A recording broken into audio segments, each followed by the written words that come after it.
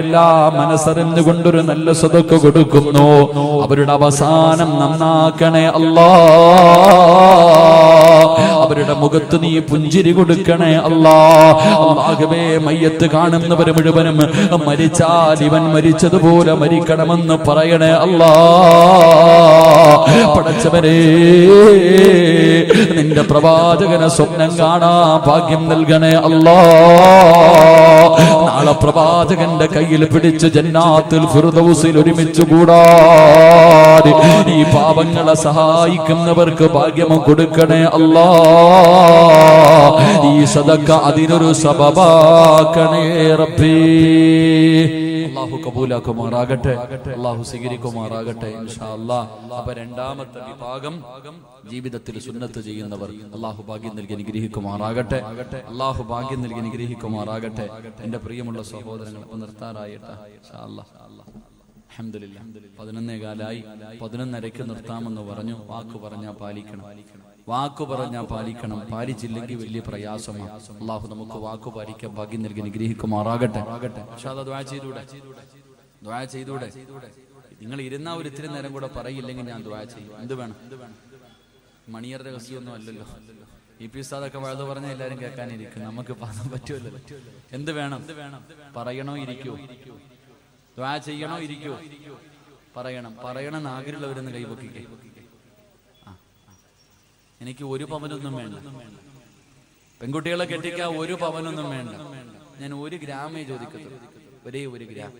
അത് ഈ വർഷമല്ല, അടുത്ത വർഷം.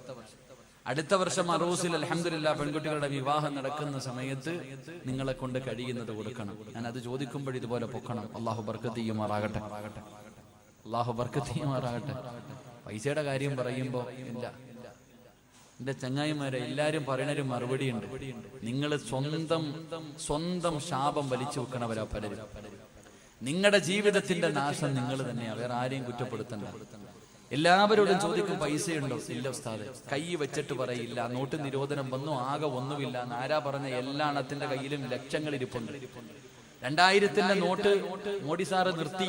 ബാങ്കിലോട്ട് പോകുന്നൊന്നും തിരിച്ചു വരുന്നില്ല. അത് കാരണം ഇപ്പൊ വീട്ടിൽ വെച്ചിരിക്കുക. നേരത്തെ 500-ന്റെ 1000-ന്റെ ഒക്കെ കെട്ടുകണക്കിന് വെക്കണമായിരുന്നു. ഇപ്പൊ എളുപ്പ വഴിയാ, ഇത്തിരി വെച്ചാൽ മതി. വെക്കാൻ നല്ല സ്ഥലമാണ്. എല്ലാവരും കയ്യിൽ പൈസ വെച്ചിട്ടുണ്ട്. പക്ഷെ ചോദിച്ചാ പറയും ഇല്ല ഇല്ല ഇല്ല. നീ 10 പ്രാവശ്യം ഇല്ല ഇല്ല എന്ന് പറയുമ്പോ അള്ളാഹു നിന്നെ എത്തിങ്ങാനലാക്കി കളയും. കാരണം നീ കൈ വെച്ചിട്ടില്ല എന്ന് പറഞ്ഞു. ഒരുപാട് പ്രാവശ്യം കയ്യിൽ വെച്ചിട്ട് ഇല്ല ഇല്ല ഇല്ല എന്ന് കള്ളം പറഞ്ഞു. അവസാനം അള്ളാഹു നിന്നെ അങ്ങനെ തന്നെ ആക്കും. അള്ളാഹു കാക്കുമാറാകട്ടെ, അള്ളാഹു കാക്കുമാറാകട്ടെ. കയ്യിൽ വെച്ചിട്ടില്ല എന്ന് പറയുന്നു. കൊടുക്കാൻ മനസ്സില്ലെങ്കിൽ മനസ്സില്ല എന്ന് പറയണം. ഞാൻ തരൂല, അതിൽ ആണത്തുണ്ട്. വീട്ടിലൊരാൾ വന്നു, ഞാൻ തരൂല, എന്റെ കയ്യിലുണ്ട്, അതിലൊരു മര്യാദയുണ്ട്. അല്ലെങ്കിൽ കൊടുക്കുക. വെച്ചിട്ടില്ല എന്ന് പറഞ്ഞാൽ എത്ര പാപം വലിക്കണേ. കൈ വെച്ചിട്ട് കള്ളം പറഞ്ഞ പാപം കൂടെ. കള്ളം പറഞ്ഞാൽ കിട്ടുന്ന പ്രതിഫലം എന്തേ? കള്ളം പറയുന്നവന് കിട്ടുന്ന പ്രതിഫലം എന്തേ?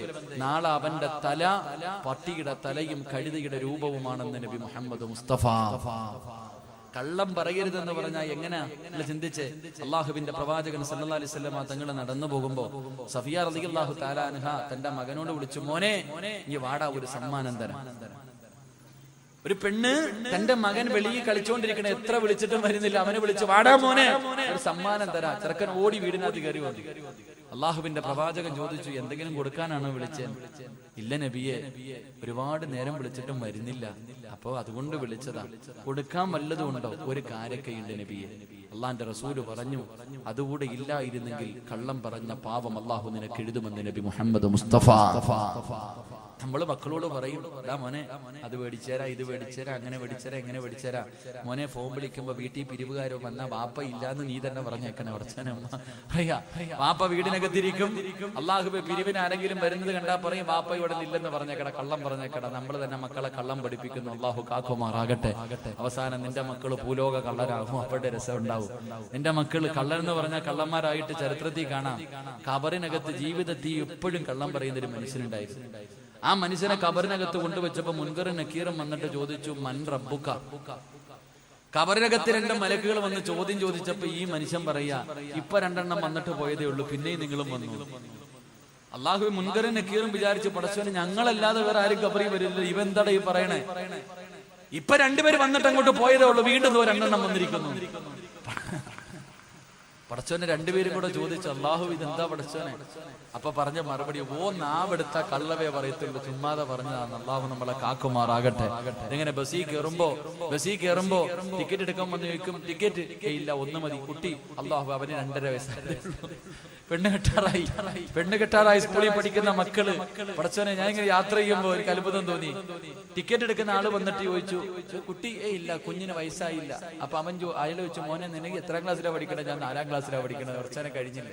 ഇതാ നമ്മുടെ അവസ്ഥ. അള്ളാഹു നമ്മളെ കാക്കുമാറാകട്ടെ. അള്ളാഹു നമ്മുടെ മക്കളെ സ്വാലിഹീങ്ങളിൽ പെടുത്തുമാറാകട്ടെ. ഇൻഷാ അല്ലാഹ് ഒരു കാര്യം കൂടെ പറയാം. അല്ലാഹുവിന്റെ പ്രവാചകൻ സല്ലല്ലാഹു അലൈഹി വസല്ലമ തങ്ങൾ പറയുകയാണ്, എന്റെ പ്രിയമുള്ള ചെറുപ്പക്കാരാ, എന്റെ പ്രിയപ്പെട്ട പെങ്ങളെ, അല്ലാഹുവിന്റെ പ്രവാചകൻ സല്ലല്ലാഹു അലൈഹി വസല്ലമ തങ്ങൾ പറയുകയാ, ജന്നാത്തുൽ ഫിർദൗസ് എന്ന സ്വർഗ്ഗം വേണോ? ജന്നാത്തുൽ ഫിർദൗസ് എന്ന സ്വർഗ്ഗം വേണോ? അല്ലാഹുവിന്റെ പ്രവാചകൻ പറയുന്നു, സഹാബാ റഹ്മിൻ ഗഫൂർ. അല്ലാഹുവിന്റെ പ്രവാചകൻ പറയുന്ന 3ാമത്തെ വിഭാഗം ഏതെന്നറിയുവോ? അത് കുടുംബ ബന്ധം ചേർക്കുന്നവരാ. തന്റെ ഉപ്പാനെയും ഉമ്മാനെയും സ്നേഹിക്കുന്ന മക്കളാ, മാതാപിതാക്കളെ സ്നേഹിക്കുന്ന മക്കളാണ്, അവരെ ബഹുമാനിക്കുന്ന മക്കളാണ്, അവരെ ആദരിക്കുന്ന മക്കളാണ്, അവർക്ക് നൽകേണ്ട പരിഗണന നൽകുന്ന മക്കളാണെന്ന് അല്ലാഹുവിന്റെ റസൂല് പഠിപ്പിക്കുമ്പോ, എന്റെ പ്രിയമുള്ളവരെ, മാതാപിതാക്കളോട് സ്നേഹമുള്ള എത്ര മക്കളാ ഉള്ളത്? ഉമ്മാനെ ചീത്ത വിളിക്കുന്ന മക്കളുണ്ടല്ലോ, ഉമ്മാനെ തല്ലുന്ന മക്കളുണ്ടല്ലോ, കളവി നീ മിണ്ടരുതെന്ന് പറയുന്ന മക്കളുണ്ടല്ലോ, സ്വന്തം ഉമ്മാനെ ഭീഷണിപ്പെടുത്തുന്ന മക്കളുണ്ടല്ലോ, സ്വന്തം ഉമ്മയോടും വാപ്പയോടും നിസാര കാര്യത്തിന്റെ പേരിൽ പിണങ്ങി നടക്കുന്ന ചെറുപ്പക്കാരാ, എങ്ങനെ കഴിയുന്നു മോനെ? എങ്ങനെ കഴിയുന്നു മോനെ? നിന്നെ ഗർഭം ചുമന്ന, നിന്നെ മരണവേദനയുടെ വേദനയും നൊന്ത് പ്രസവിച്ച ഉമ്മാനെ വേദനിപ്പിക്കാ, സ്വന്തം ഉമ്മയോട് പിണങ്ങിയിട്ട് ഒരു രാത്രി ഉറങ്ങാൻ എങ്ങനെ കഴിയുന്നടാ? എന്റെ പ്രിയപ്പെട്ട ചെറുപ്പക്കാരാ, വേണ്ട മോരെ, ഉമ്മാന്റെ മനസ്സ് വേദനിപ്പിക്കല്ലേ, ഉമ്മാന്റെ കണ്ണുനീര് വാങ്ങിവെക്കല്ലേ. അല്ലാഹുവിന്റെ റസൂല് പറഞ്ഞു, ഉമ്മായുടെ മനസ്സ് വേദനിപ്പിക്കുന്നവൻ അല്ലാഹു കൊടുക്കുന്നത് ദുനിയാവിൽ വെച്ച് തന്നെയാ. ഉമ്മാന്റെ മനസ്സ് വേദനിപ്പിക്കുന്ന മക്കള്, ആ മക്കൾക്ക് അല്ലാഹു ശിക്ഷ കൊടുക്കുന്നത് ദുനിയാവിൽ വെച്ച് തന്നെ കൊടുക്കുമെന്ന് അഷ്റഫുൽ ഖൽഖ് നബി മുഹമ്മദ് മുസ്തഫ. ഉമ്മയാരെന്നറിയുവോ ചെറുപ്പക്കാരാ? നിന്റെ ഉമ്മാന്റെ കാൽച്ചുവട്ടിലാ സ്വർഗം കിടക്കുന്നത്. നിന്റെ ഉമ്മയുടെ കാൽച്ചുവട്ടിലാണ്. അല്ലാഹുവിന്റെ റസൂലിന്റെ മുന്നിൽ ഒരു സഹാബി ചെന്നു, യാ റസൂലല്ലാഹ്, എനിക്ക് ഏറ്റവും കൂടുതൽ ബാധ്യത ആരോടാ നബിയേ? നിന്റെ ഉമ്മയോടാ, നിന്റെ ഉമ്മയോടാ, നിന്റെ ഉമ്മയോടാ. 3 പ്രാവശ്യം ഉമ്മ എന്നാ പറഞ്ഞത്. 4ാമതാണ് വാപ്പയുടെ പേര് പറഞ്ഞത്. കാരണം എന്ത്? ഗർഭം ചുമന്നതു 10 മാസം തള്ളയാ, പ്രസവിച്ച വേദന തിന്നതും അവർ തന്നെയാ, പാലൂട്ടി നിന്നെ വളർത്തലും അവരാണ്. ഈ 3 കാര്യം ഉപ്പയിൽ ഒഴിവാട്. ഗർഭം ചുമന്നത് ഉമ്മയാട്, നൊന്ത് പ്രസവിച്ചത് ഉമ്മയാട്, പാല് തന്നത് ഉമ്മയാട്. പടച്ചവനെ, നിന്റെ പ്രിയപ്പെട്ട ഉമ്മാനെ കുറിച്ച് നീ എപ്പോഴെങ്കിലും ഒന്ന് ചിന്തിക്കാറുണ്ടോ? നിന്റെ ഗർഭം ചുമന്ന സമയത്ത് അല്ലാഹുവേ, ആരെങ്കിലും ഒരു മനുഷ്യർ നിന്റെ തോളിലേക്ക് കൈയൊന്നെടുത്ത് വെച്ചാ ഒരു 10 മിനിറ്റ് കഴിയുമ്പോ നീ പറയും, എന്റെ തോളിൽ നിന്ന് കൈയെടുക്കാ. നിനക്കത് ഇഷ്ടപ്പെടൂല. 9.5 മാസം നിന്റെ ഉമ്മ വയറ്റത്ത് ചുമന്നുകൊണ്ട് നടന്നു മോര്. ഒന്ന് നല്ല ഭക്ഷണം കഴിക്കാൻ എല്ലാവരും കല്യാണത്തിന് പോകും, ഉമ്മയ്ക്ക് പോകാൻ കഴിയുന്നില്ല. ഉമ്മയ്ക്ക് വയറ് നിറച്ച് ഭക്ഷണം കഴിക്കാൻ കഴിയുന്നില്ല. ഒന്ന് നല്ലതുപോലെ നടക്കാൻ കഴിയുന്നില്ല. ഒന്ന് തിരിഞ്ഞു മറിഞ്ഞ് കിടക്കാൻ കഴിയുന്നില്ല. കാരണം ഉമ്മാന്റെ വയറ്റിൽ നീ കടന്നത് കൊണ്ടാ പൊന്നുപോര്. എന്നിട്ട് നിന്നെ പ്രസവിച്ച അപ്പ എത്തല്ലാ വേദന സഹിച്ചു പോര്. നിന്റെ ഉമ്മ എത്ര കരഞ്ഞിട്ടുണ്ടാകും. പ്രസവിക്കുന്ന സമയത്ത് നിന്റെ ഉമ്മ എത്ര വിളിച്ചു കൂവിയിട്ടുണ്ടാകും. ചെറുപ്പക്കാരാ, ആ മരണവേദന സഹിച്ചത് നിന്റെ ഉമ്മയാ മോനെ. പട്ടിണിയാണെങ്കിലും എഴുന്നേക്കാൻ വയ്യാതെ കിടക്കുമ്പോഴും നീ ഒന്ന് കരഞ്ഞാൽ ഓടി വന്ന് കോരിയെടുത്തത് നിന്റെ ഉമ്മയാ മോനെ. നിന്റെ മൂത്രവും കാഷ്ടവും എല്ലാം വാരിയതവരല്ലേ.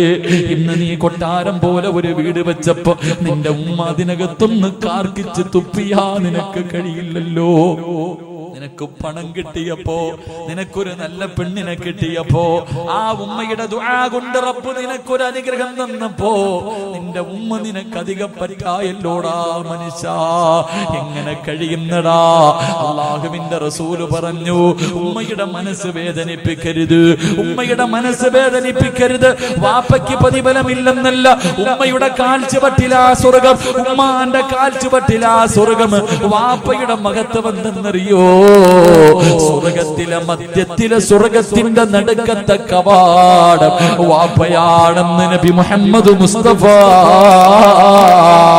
സ്വർഗത്തിന്റെ കവാടത്തില് മധ്യഭാഗത്തെ വാതിലുണ്ടല്ലോ, മോനെ അതാണടാ വാപ്പ, മോനെ അതാണടാ വാപ്പ.